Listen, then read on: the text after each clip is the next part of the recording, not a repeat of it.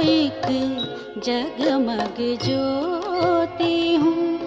मैं सीप नहीं हूँ, मोती हूँ।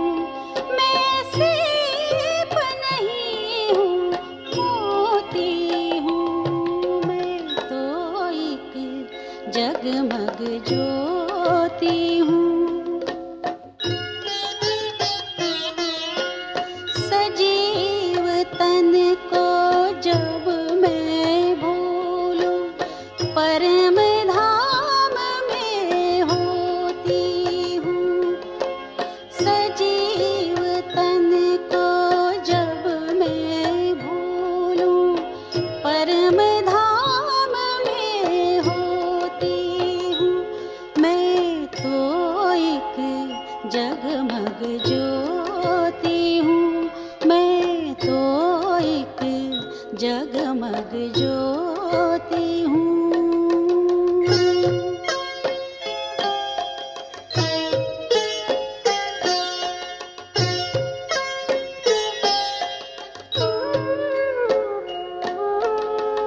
देख रही मैं दिव्य लोक में लाल प्रकाश अनंत रे।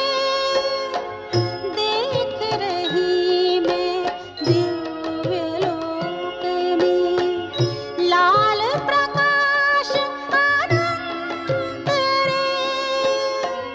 बीच में चमके ज्योति बिंदु, जिसका कोई न अंत रे। परम पिता परमात्मा तू, परम पिता परमात्मा तू। मैं तेरी याद में खोती हूँ। मैं तो एक जगमग ज्योति हूँ। मैं तो एक जगमग ज्योति हूँ।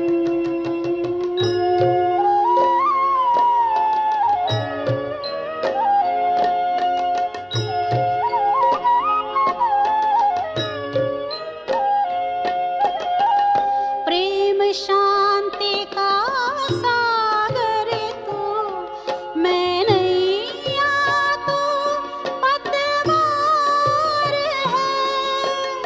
परम ज्योति के दर्शन से छाया आनंद अपार है। निस दिन तेरा ध्यान धरूं मैं, निस दिन तेरा ध्यान धरूं। मैं बीज मिलन के बोती हूँ। मैं तो एक जगमग ज्योति हूँ। मैं तो एक जगमग ज्योति हूँ। मैं तो एक जगमग ज्योति हूँ।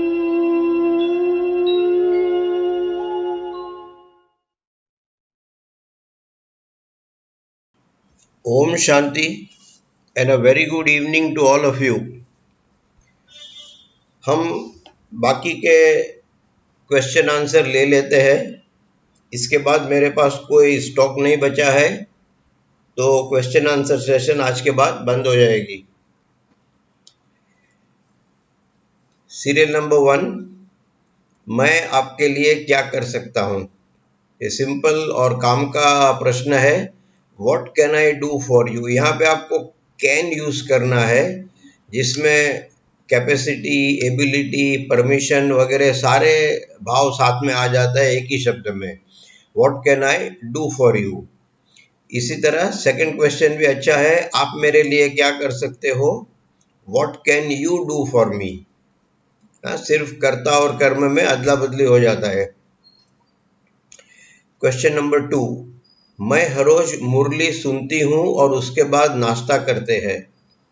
आपसे एक रिक्वेस्ट कि जब भी आप प्रश्न पूछो या भाषांतर करने के लिए मुझे बोलो, तो आपका जो हिंदी वाक्य है उसके अंदर सब्जेक्ट, वर्ब और ऑब्जेक्ट एक लाइन में होना चाहिए। आप यहाँ देखिए आधे वाक्य में सुनती हूँ और फिर हो जाता है करते हैं, तो इससे भाषांतर में तकलीफ पड़ती है।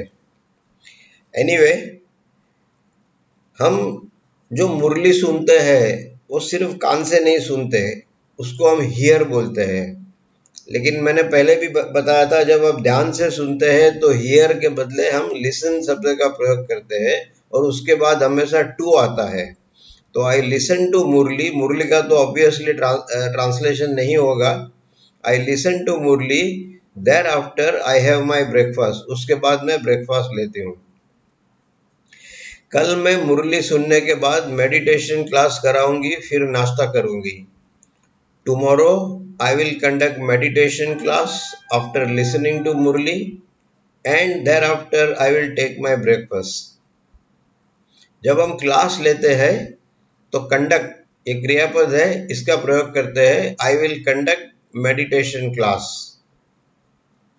आप टेक भी बोल सकते हो, I will take meditation class भी बोल सकते हो। नॉर्मली जब आप मेडिटेशन वगैरह का क्लास लेते हैं तो आपके जो भी सामने बैठे हैं, आप स्टूडेंट्स कह सकते हैं, सीखने वाले लर्नर्स, उसके साथ एक इंटरेक्शन होता है। टीचिंग में कई बार ऐसा नहीं होता, खास करके कॉलेज पे, जिसे हम टीचर के बदले प्रोफेसर कहते हैं। तो कंडक्ट भी अच्छा शब्द है, लेकिन अगर ये आपको याद नहीं रहता है तो कंडक्ट के बदले टेक शब्द का भी प्रयोग कर सकते हैं। परसों मुरली क्लास जल्दी हो जाएगा, उसके बाद मुझे एक मीटिंग अटेंड करनी है। डे आफ्टर टुमारो, परसों यानी day after tomorrow, Murli class will end early. जल्दी जब खत्म होता है तो हम अर्ली कहते हैं। Thereafter I have to attend a meeting, उसके बाद मुझे एक मीटिंग अटेंड करनी है। I have to attend a meeting. मैं जब कल आपको पार्ट ऑफ स्पीच दिखाऊंगा तो एक कंजंक्शन करके एक शब्द आएगा जिससे हम दो वाक्य को जोड़ते हैं। हम अभी तक वहां नहीं पहुंचे हैं, वो 3-4 अलग अलग प्रकार के वाक्य होते हैं, काफी मुश्किल है। तो अगर हम सबसे पहले वाक्य बनाना सीख ले अच्छी तरह से, तो उसके बाद उसको जोड़ने का काम शुरू करेंगे। सीरियल नंबर 3, मुझे शायद देरी हो सकती है। आई मे बी लेट, ये सिंपल शब्द है, शक्यता है, यहाँ पे प्रोबेबिलिटी है, नक्की नहीं, देरी हो भी सकती है नहीं भी हो, इसलिए हम मे शब्द का प्रयोग करते हैं, आई मे बी लेट। लेकिन आपको डॉक्टर की अपॉइंटमेंट है और पक्का मालूम है कि मैं कल लेट ही हो जाऊंगी, तो आप मे के बदले विल का भी प्रयोग कर सकते हो। आई विल बी लेट, मुझे मालूम है कल सुबह मुझे डॉक्टर के पास जाना है, अपॉइंटमेंट है, तो मैं मे के बदले विल कहूंगा, आई विल बी लेट। अगर मैं सीरियल नंबर 4, अगर मैं गलत नहीं हूं तो मुझे लगता है आप पहले भी एक बार सेंटर आ चुके हो। यहाँ इंग्लिश में थोड़ा विविध प्रकार का शब्द का इस्तेमाल होता है। If I am not mistaken, mistake यानी गलती करना। If I am not mistaken you visited our centre in the past, एक सिंपल पास्ट टेंस है, वो आप आए थे। सीरियल नंबर 5, मुझे सिलाई काम करना आता है किंतु मेरे पास समय नहीं है। आई नो टेलरिंग, जब आप सिलाई काम करते हैं तो सिर्फ स्टिचिंग नहीं करते, स्यूइंग नहीं करते, और भी एक्टिविटीज होती है, सब मिला के हम उसको टेलरिंग बोलते हैं। I know tailoring but I have no time, मेरे पास टाइम नहीं है। आई हैव नो टाइम भी एक बहुत ही काम का वाक्य का प्रकार है। जो भी चीज आपके पास नहीं है उसके लिए अब आई हैव नो करके टाइम के बदले उस चीज का नाम रख सकते हैं। I have no milk, I have no money, I have no time, I have no energy, शक्ति नहीं है मेरे में, अब सो जाता हूँ मैं। तो इस प्रकार के वाक्य याद रखना अच्छा है। आपको हमेशा ऐसे वाक्य एक सेपरेट नोटबुक पे लिख लेने चाहिए, ताकि उसके बाद आपको सिर्फ एक शब्द बदल के टाइम के बदले और कोई नाउन डाल के आप कई ऐसे वाक्य बना सकते हैं बड़ी आसानी से।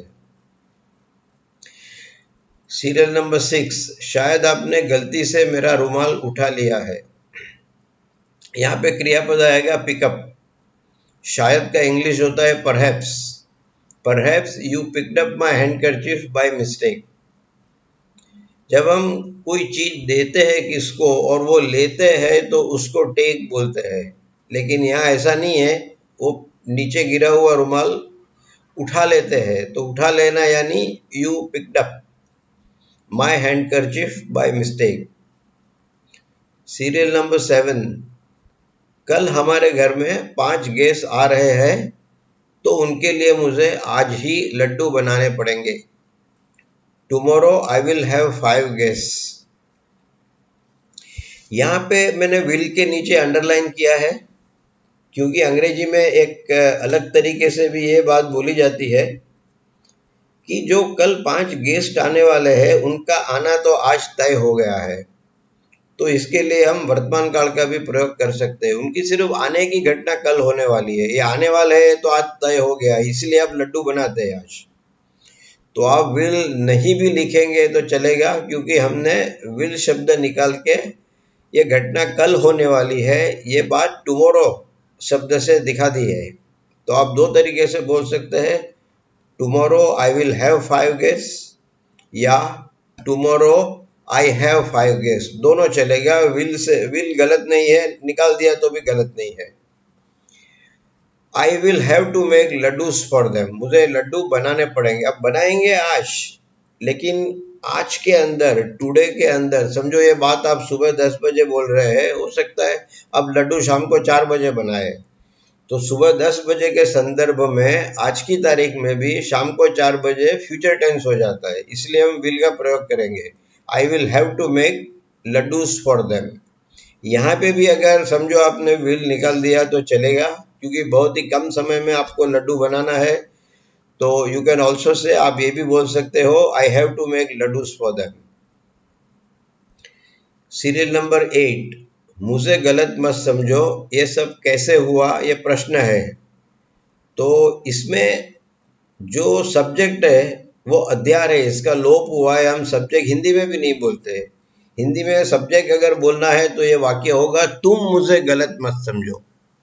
लेकिन सभी भाषा में, हिंदी में और इंग्लिश में, सभी भाषा में जब हम जिस व्यक्ति से बात करते हैं तो उसको हम तू या आप नहीं कहते, वो समझ जाता है कि हम उससे ही बात करते हैं और उसकी बात हो रही है।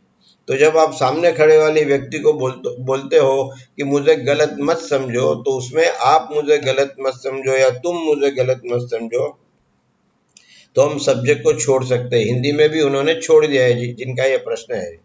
इंग्लिश में भी छोड़ सकते हैं। हम ये नहीं कहते यू डू नॉट मिसअंडरस्टैंड मी, आप मुझे गलत मत समझो, मेरे बारे में कोई गलत फहमी मत करो। तो यू नहीं लिखा है, डू नॉट मिसअंडरस्टैंड मी। ये सब कैसे हुआ, ये प्रश्न है। सो कैसे का जो प्रश्नार्थ शब्द है वो है हाउ। हमने अभी तक प्रश्न बनाना इतना डिटेल में नहीं सीखा है। एक दिन दिखाया था कोई स्लाइड पे, प्रैक्टिस बाकी है, वो भी करेंगे। तो how did all this happen. जब आप डू बाहर निकालते हैं तो कॉन्जुगेशन डू पे होता है, मुख्य क्रियापद पे नहीं होता। तो हमने डू का पास्ट टेंस डिड कर दिया, इसलिए हैपन का पास्ट टेंस नहीं करना पड़ेगा, नहीं तो 2 पास्ट टेंस हो जाएंगे, गलत हो जाएगा। How did all this happen, या दिस का स्पेलिंग देखना, ये THIS, दिस का बहुवचन है। How did all this happen. काश ये कोरोना खत्म हो जाता। यहाँ पे आप एक विश करते हैं, एक इच्छा व्यक्त करते हैं, I wish corona ends soon, corona खत्म होता है जल्दी। हिंदी वाक्य में सून यानी जल्दी नहीं लिखा है, लेकिन इसका भावार्थ ऐसा है, तो मैंने इंग्लिश में सून शब्द डाल दिया है। सून यानी जल्दी से, I wish corona ends soon. Serial number 9, संसार में हर व्यक्ति प्रेम चाहता है, चाहे बच्चा है या बूढ़ा। इसका थोड़ा फ्री यानी मुक्त भाषांतर होगा, और उसका जो क्रियापद है इंग्लिश में उसको क्रेव बोलते हैं। क्रेव का मतलब होता है आपको जो चीज बेहद पसंद है और आपके पास नहीं है, और उसकी इच्छा रखे, उसकी ख्वाहिश रखे, तो ये विश जैसा ही शब्द है, वॉन्ट जैसा ही शब्द है, आई विश, आई वॉन्ट। लेकिन क्रेव में इच्छा करने की तीव्रता बहुत ज्यादा है। तो जिस तरह से हिंदी वाक्य दिया गया है मुझे, मैं देख सकता हूँ कि तीव्रता इन व्यक्तियों में बहुत ज़्यादा होती है कि वो किसी के प्रेम को चाहते हैं, क्योंकि वो अकेले पड़ जाते हैं। बच्चा भी कई बार अकेला हो जाता है, बूढ़े लोग भी अकेले हो जाते हैं। तो हम इनको जानते नहीं, इसलिए हम एवरीवन के बदले एवरीबडी बोलेंगे। एवरीबडी क्रेव्स, एवरीबडी हमेशा एक वचन होता है, तो ये 4 ग्रह की युति में क्रेव का क्रेव्स हो जाएगा। Everybody craves for love and care. हम इस तरह से हम सिर्फ प्रेम नहीं लिखेंगे, उनको लव भी चाहिए और उनका कोई ध्यान रखे ऐसी केयर भी चाहिए। Love and care whether one is a child और एन एल्डरली पर्सन। बूढ़े लोगों के लिए एल्डरली शब्द का प्रयोग होता है। ओल्ड यानी पुराना, ओल्ड यानी पुराना। उसकी जो सेकंड डिग्री होती है, जो हमने एडजेक्टिव में सीखी थी, वो अगर वस्तु है तो ओल्ड की सेकंड डिग्री होती है ओल्डर, लेकिन व्यक्ति है तो ओल्ड की सेकंड डिग्री होती है एल्डर। जैसे मेरा बड़ा भाई है तो मेरे लिए वो एल्डर ब्रदर है। मेरी बड़ी बहन मेरे लिए एल्डर सिस्टर है, ओल्डर नहीं है। ओल्डर, ओल्ड, ओल्डर ये सिर्फ वस्तु के लिए प्रयोग में लिए जाते हैं। व्यक्ति के लिए ओल्ड का सेकंड डिग्री होता है एल्डर, और थर्ड डिग्री वस्तु की होती है द ओल्डेस्ट, और व्यक्ति की थर्ड डिग्री होती है द एल्डेस्ट। Serial number 10। ये जो वाक्य है रेड फॉन्ट में, I forwarded all files to Mohit right now, please contact us. Honestly मुझे इतना ये अच्छा नहीं लगा ये वाक्य, क्योंकि देखो आप आई फॉरवर्डेड, ये भूतकाल है, और थोड़ा आगे जाएंगे तो आएगा राइट नाउ, अभी। तो ये दो शब्द एक दूसरे के साथ फिट नहीं होते हैं। दूसरा, प्लीज कॉन्टेक्ट अस। अगर आपने फाइल मोहित को दे दी है तो लॉजिकली हमें मोहित को कांटेक्ट करना है, क्योंकि फाइल तो चली गई मोहित के पास, अब हमको कांटेक्ट करके क्या फायदा। तो मैंने ऐसा मान लिया है कि ये अस यानी हम नहीं है, ये हिम है, मोहित है। तो मैंने उस प्रकार से भाषांतर किया है। मैंने सारे फाइल मोहित को भेज दिए है, आप उससे कांटेक्ट करें। आई हैव फॉरवर्डेड, क्योंकि आपने अभी अभी भेजे हैं। मैं राइट नाउ पकड़ के चलता हूँ, अभी अभी भेजे हैं। I have forwarded all files to Mohit, kindly contact him. आप उसको कांटेक्ट करो। अगर आपको हिम नहीं लिखना है और अभी भी हम लिखना है, हिंदी वाला हम, तो हिम की जगह पे अस सही रहेगा। 12, सोमवार को बारिश हुई थी क्या? पूछ रहे सोमवार को बारिश हुई थी। Did it rain on Monday? भूतकाल है तो डिड आ जाएगा, रेन का पास्ट टेंस नहीं होगा, रेन क्रियापद है। Did it rain on Monday? इसका जवाब मिलता है हाँ हुई थी, यस इट डिड। आपको दोबारा क्रियापद का प्रयोग जवाब में नहीं करना है, क्योंकि सवाल में क्रियापद आ गया है रेन, तो जवाब में रेन शब्द का प्रयोग नहीं करना है। आप कहेंगे यस इट डिड। मेरी एक स्लाइड में टेस्ट पेपर में इस प्रकार के वाक्य मैंने दिए थे, आप फिर देख सकते हो उसमें, यस इट डिड। अगर आपका जवाब ना में है, नहीं हुई थी, तो यस का हो जाएगा नो, और डिड के बाद नॉट लग जाएगा, जो बोलने में डिडंट हो जाता है। नो इट डिडंट, इसका उच्चार ऐसे होगा, नो इट डिडंट। और अगर आप फॉर्मल यानी ऑफिस का राइटिंग करते हैं तो डिडंट के बदले डिड नॉट लिखेंगे, no it did not. Serial number 14। आज मैं किसी कारण से देरी से आऊंगी, तो आप मेरा ये काम कर देना। ये भी मुक्त भाषांतर होगा, खास करके दूसरे वाक्य का। I will come late today. मैं आज, अभी किसी कारण से बोलने की जरूरत नहीं है, महत्व का यह है कि आप लेट आ रहे हैं। तो अगर जिससे आप बात करते हैं वो इतना करीबी नहीं है तो उसको बताने की जरूरत नहीं आप क्यों लेट आ रहे हैं। तो नॉर्मली ऐसा लिखा नहीं जाता किसी कारण से। आप कारण देना चाहते हैं, कारण लिखा होता तो मैं वो कारण मेरे जवाब में लिख देता था, लेकिन इंग्लिश में हम ऐसा नहीं लिखते किसी कारण से। तो सिंपल सेंटेंस आएगा, I will come late today. और ये थोड़ा मुक्त भाषांतर है, please do this work for me. आप जो भी काम आपके मन में है, जिसके बारे में उनसे बात हुई है, तो आप ये कहेंगे please do this work for मी। अगर कोई मैटर ऐसी है जो करने से ज्यादा हैंडल करनी है, तो आप डू के बदले हैंडल भी यूज कर सकते हैं, please handle this work for me. Serial number 15, आप आज याद से प्रिंट करके ला देना, मुझे इंग्लिश पढ़ना है। देखिए, जब आप थोड़ा भार देके, थोड़ा वजन देके कहते हैं कि भूलना मत, याद रखना, ये करके आना, तो हम इंग्लिश में डू शब्द का प्रयोग करते हैं, जो मैंने लाल अक्षर में लिखा है। ये एग्जाम्पल मैंने आगे भी आपको दिया था कि जब कोई हमारे शहर में आता है, अहमदाबाद में, और मैं रिक्वेस्ट करता हूं कि आप मेरे घर आना, तो ये एक सिंपल रिक्वेस्ट है। मैं उनको रिक्वेस्ट करूंगा please come to our house, please come to our home, जो भी मैं बोलना चाहूँ। लेकिन जब मैं ज़्यादा आग्रह करना चाहता हूँ, मैं थोड़ा वजन देना चाहता हूँ मेरी रिक्वेस्ट पे, तो मैं कहूँगा please do come to our home. मैं डू कम बोलूँगा, सिर्फ कम नहीं बोलूँगा। तो यहाँ पे भी आप थोड़ा वजन दे रहे हैं कि आप भूल मत जाना, याद रखना।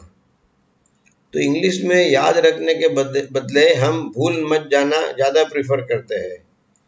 तो आप दो तरीके से लिखते हैं, please do bring the print outs. यहाँ पे हम याद रखना और भूल जाने की बात नहीं करते हैं, डू के द्वारा हम ये वजन डाल देते हैं हमारी रिक्वेस्ट में। तो न तो हम फॉरगेट लिखते हैं भूल जाना, न तो रिमेम्बर लिखते हैं याद रखना। डू के द्वारा सब कुछ आ जाता है इसमें। Please do bring the print outs, ये एक हिस्सा है। अगर इस तरह नहीं लिखना चाहते हैं आप, और याद रखना भूल जाना लिखना ही है आपको, तो डू निकाल देना पड़ेगा, लाल वाला डू, और क्रियापद वाला डू आ जाएगा। वजन वाला लाल डू निकल जाएगा, क्रियापद वाला डू आएगा। और इंग्लिश में हम रिमेम्बर से ज्यादा फॉरगेट को पसंद करते हैं। डू नॉट फॉरगेट, भूल मत जाना। Please do not forget to bring the print outs. क्यों? उसका कारण आपने दूसरे हिस्से में रखा है, I want to study English, मैं इंग्लिश पढ़ना चाहता हूँ। अब देखो, इतना ही मसाला आपने दिया जो मैंने 20 मिनट में पूरा कर दिया। अब मेरे पास और कोई क्वेश्चन नहीं है। ये फाइल पीडीएफ बना के अपलोड करने के बाद 2-4 प्रश्न आए थे टेलीग्राम पे, मैंने वहीं के वहीं उनके आंसर्स दे दिए हैं। और कोई 2-4 आएंगे तो मैं ज़रूर शाम तक इनके भी आंसर दे दूंगा। लेकिन इसके बाद किचन में न आटा है, न सब्जी है, न गेहूँ है, न चावल है, तो खाना नहीं पकेगा। तो कल से, और ये मैं एक्सपेक्ट करता था, ये मैं जानता था ऐसा ही होगा, इसलिए मैंने कल ही आपको लिख दिया था कि 2 दिन क्वेश्चन आंसर चलेगा, 14 और 15 तारीख, और 16 तारीख को मैं आपको पार्ट ऑफ स्पीच सिखाऊंगा। नहीं, ये हम सीख चुके हैं, हम इसका खाली रिव्यू कर देंगे, रिवीजन भी नहीं करेंगे, सिर्फ रिव्यू करेंगे, ताकि सारा चित्र आपके मगज में बैठ जाए। अब हमारे पास कुछ वक्त है, तो मैं आपसे कुछ बात करना चाहता हूँ दोबारा। मुझे देखो, आप पता नहीं 1000 लॉगिन होते हैं, 1200 होते हैं, 800 होते हैं, मैं नहीं जानता, लेकिन जो प्रश्न की क्वांटिटी आती है जिस तरह की, तो ऐसा लगता है कि जिनको नहीं आता है, शायद ये मेरा मानना है ऐसा, वो बिल्कुल लिखते ही नहीं है। तो मैं दोबारा आपको बताता हूँ कि हिंदी से इंग्लिश का भाषांतर कैसे किया जाता है। और आप गलती से मत डरिए, गलती तो होगी ही होगी, ऐसा कभी नहीं होगा कि पहली ही अटेम्प्ट में, पहली बार आप सही वाक्य लिख डालेंगे। तो सबसे पहले आप हिंदी में वाक्य लिखो। इसमें खाली एक ही ध्यान रखो कि आपके वाक्य के अंदर सब कुछ सुसंगत होना चाहिए। आप भूतकाल भी लिखेंगे, फिर आज भी लिखेंगे, वर्तमान काल लिखेंगे और आने वाली कल लिखेंगे, तो सब गड़बड़ी हो जाएगी। तो पहले आप एक सिंपल हिंदी वाक्य लिखो। आप सरल क्रियापद लो जो आप बार बार इस्तेमाल करते हो। भले इसका इंग्लिश आपको नहीं आता है, मुझे इससे कोई प्रॉब्लम नहीं है, वो सिर्फ वोकैब्युलरी का मामला है, शब्द भंडोर का मामला है। आप पहले हिंदी वाक्य लिखो, सरल वाक्य जो आप हर रोज इस्तेमाल करते हैं, या वो वाक्य लिखो जो आप बोलना चाहते हैं हिंदी में। सेकंड स्टेप में हिंदी भाषा में आप इंग्लिश नियम के अनुसार वाक्य लिखो। मैं आपको एग्जांपल देता हूं। मैं केला खाता हूं, ये आपने हिंदी में लिखा। अब हिंदी भाषा में इंग्लिश नियम में लिखो, मैं खाता हूं केला। तो इससे क्या हो जाएगा कि एक से ये 2 नंबर का स्टेप निकाल के 3 नंबर के इंग्लिश वाक्य पे जाना आपको शायद थोड़ा कठिन लगेगा शुरू में। बाद में नंबर 2 स्टेप की जरूरत नहीं रहेगी। तो मैं बच्चों को इस तरह सिखाता हूं हमेशा, मैं केला खाता हूं, मैं खाता हूं केला, आई ईट अ बनाना। इसमें आप सकर्मक यानी ट्रांजिटिव क्रियापद भी ले सकते हैं, अकर्मक क्रियापद ले सकते हैं, सिंपल क्रियापद लो। और इसके कई ऐसे क्रियापद मैंने आपको दे दिए हैं, राइटिंग में आपके पास है। इसमें से कोई भी एक चुनो और आप आपका वाक्य मन में बनाओ। नंबर 1 हिंदी में लिखो हिंदी नियम के अनुसार, नंबर 2 हिंदी में लिखो इंग्लिश नियम के अनुसार, और नंबर 3 उसके बाद आप इंग्लिश में लिखो। अब इंग्लिश में लिखने से पहले आपको क्या करना है, आपको 4 बात चेक करनी है और बहुत सिंपल है। आप 4 नंबर सुन के घबरा मत जाना।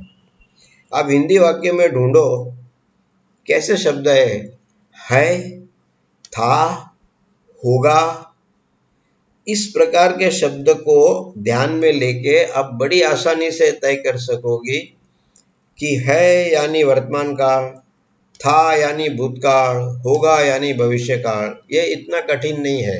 हिंदी वाक्य ही आपको दिखा देगा कि आपको कौन सा टेंस यूज करना है, कौन सा काल उपयोग में लेना है। उसके बाद आप एस्पेक्ट पसंद करो, पूरा वाक्य पढ़ो। क्रियापद के अंदर जो क्रिया दिखाई है वो क्रिया को दर्शाने के लिए और जो कोई शब्द है वो क्या कहता है।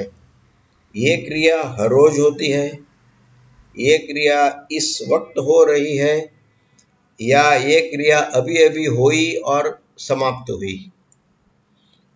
अगर वाक्य के शब्द ऐसे दिखाते हैं कि ये क्रिया हर रोज होती है, लगभग हर रोज होती है, सामान्यतः होती है, तो आपका एस्पेक्ट सिंपल एस्पेक्ट रहेगा। इस वक्त हो रही है तो कंटिन्यूअस एस्पेक्ट रहेगा, और अभी अभी खत्म हुई, अभी अभी समाप्त हुई है तो परफेक्ट एस्पेक्ट रहेगा। तो इस तरह से आप टेंस पसंद कर लो, एस्पेक्ट पसंद कर लो। उसके बाद तय करो ये फर्स्ट पर्सन है, सेकंड पर्सन है या थर्ड पर्सन है। अगर आप खुद बोलते हो तो फर्स्ट पर्सन है, खुद बोलते हो और खुद करते हो तो फर्स्ट पर्सन है। आप आपके सामने वाली व्यक्ति से बात करते हो और कहते हो कि ये काम आप करते हो तो सेकंड पर्सन हो जाएगा। और न बोलने वाला न सुनने वाला कार्य करता है, कोई अशोक, मीना, महेश, किरण काम करता है तो थर्ड पर्सन हो जाएगा। तो पर्सन नक्की कर लो, उसमें आप आसानी से देख सकोगे ये एक वचन है कि बहुवचन है। तो इस हिसाब से आप क्रियापद को कॉन्जुगेट कर लो। अगर कॉन्जुगेशन नहीं आता है तो कोई बात नहीं, जैसा आता है ऐसा लिखो। आप मुझे हिंदी का वाक्य भेजो, अगर बिल्कुल नहीं आता है तो मैं इसका भाषांतर आपको करके दूंगा, या आप हिंदी का वाक्य लिखो, उसके नीचे इंग्लिश का वाक्य लिखो। ये कितना भी गलत होगा तो भी मैं कम से कम, मेरे लिए अच्छा क्या होगा, मैं समझ पाऊंगा कि मुझे आपको और क्या सिखाना है।